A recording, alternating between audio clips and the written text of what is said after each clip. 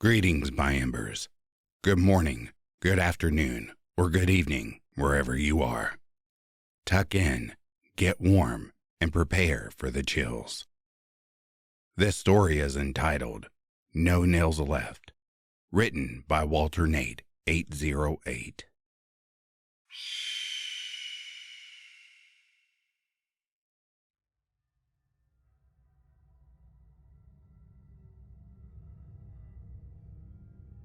Nine nails left. Christopher hadn't hesitated to help Maisie with her latest project. That's what good boyfriends do, he thought, especially when they have something to make up for, even if she didn't know why. 8 nails left. A competent carpenter, Christopher introduced Maisie to working with wood and shared his limited knowledge. It was enough to pique her interest in the craft, and what started as a way to spend more time with him became a true hobby. 7 nails left. In turn, Christopher watched Maisie surpass him over the years, tipping into decorative woodworking. She had an eye for art he knew he'd never grasp, but he was still useful for manual labor. So, labor is what he provided. 6 nails left.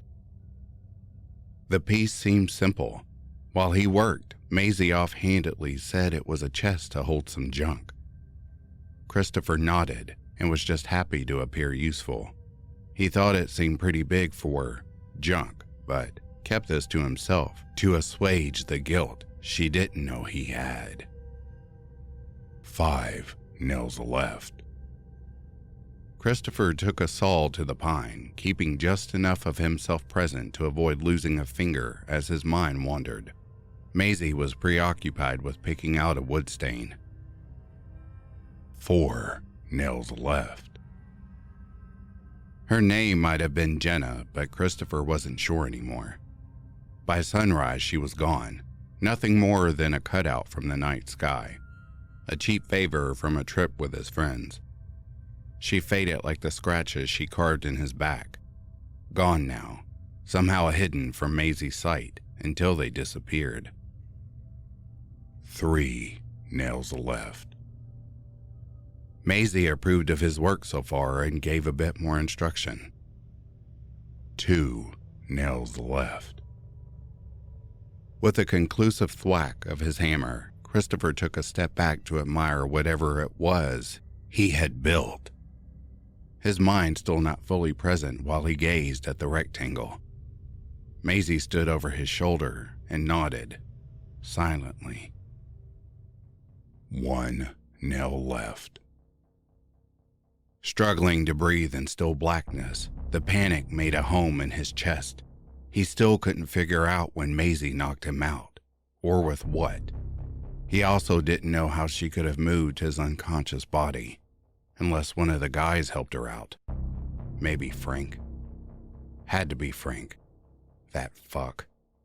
It had to be. He always was jealous. He'd wanted her first. Always looked at her a little too long, and I bet that worm slithered right in with his secret. What a shit. I'll kill him. I'll kill him. No nails left. The bloodied raw edges of his fingertips dragged uselessly against the now grooved interior of the coffin.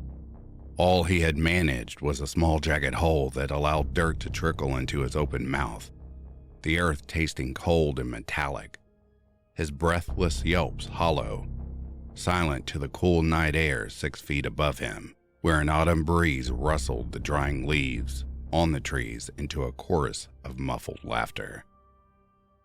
No nails left.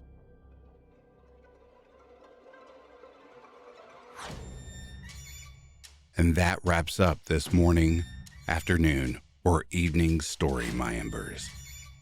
I hope you enjoyed it, as it was a thrill to read. As I always like to say, when life gives you fire, become a phoenix. Until next time, stay safe, stay healthy, and always look out for one another.